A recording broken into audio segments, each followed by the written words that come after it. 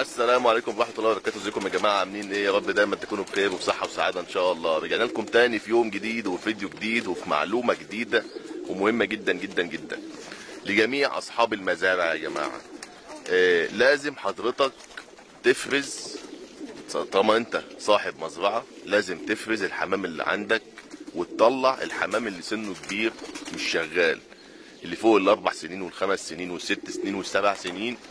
لازم يا جماعه تطلعوه، تفرزوه، تطلعوه على جنب بعيدا عن المنظومه بتاعت الشغل بتاعك. ليه الكلام ده لازم يحصل؟ لان الحمام ده اكسباير، خلاص انتهى، ما بقاش ينتج. طيب ما بقاش ينتج يعني بياكل عليك اكل، شرب، خدمه، كل حاجه بتعملها له، بس ما بيدكش انتاج. طبعا انا بقالي هنا حوالي يومين ثلاثه، انا مطلع في اليومين ثلاثه دولت حوالي 107 او 110 جوز حمام غير منتج سن فوق الخمس ست سنين. كان موجود وسط الحمام الشباب. طبعا الشباب الرجاله هم شغالين ورا لسه لحد الان، احنا بنفلتر وبنعمل فرز ومستمرين في موضوع الفرز. بفرز الحمام الشباب اخليه. طبعا الغرف كلها لقيت فيها شباب سن صغير على حمام كبير في السن معدي الاربع خمس سنين، كله على بعضه. لان طبعا كانوا سايبين هنا المزرعه الزغاليل تطلع وتكبر مع الاهالي وبتاع وتشبب، والاهالي تكبر في السن ومعاها زغاليل. طبعا دي كلها منظومه غلط في غلط. لازم حضرتك تظبط المزرعه بتاعتك، تخلي الشباب لوحدها، تخلي الحمام اللي هو الطبات اللي هي مش منتجه لسه شباب صغير لوحده، الحمام الشباب اللي هو المنتج بس سنه صغير لوحده، وتلغي تماما الحمام اللي سنه كبير، الحمام العجوز يا جماعه اللي سنه كبير. طبعا كل ده احنا عاملينه امبارح تمام، ولحد هنا اخر حاجه خلصناها هنفرزها برضو.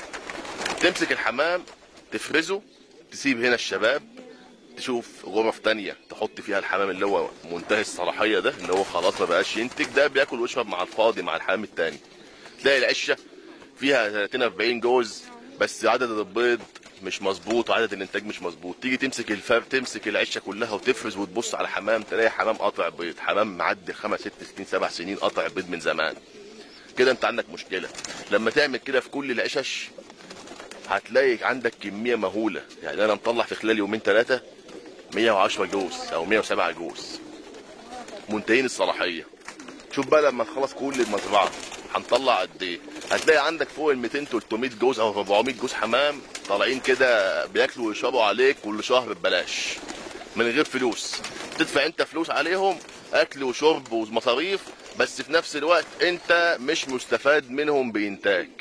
يبقى لازم يا جماعه لكل اصحاب المزارع لازم ما تخلطش الحمام الشباب مع الحمام اللي مش شغال الكبير.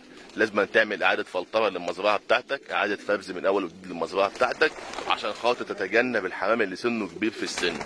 دي معلومه النهارده، يا رب تكونوا استفدتوا منها لاصحاب المزارع والمشاريع. اشوفكم ان شاء الله في يوم جديد وفي فيديو جديد.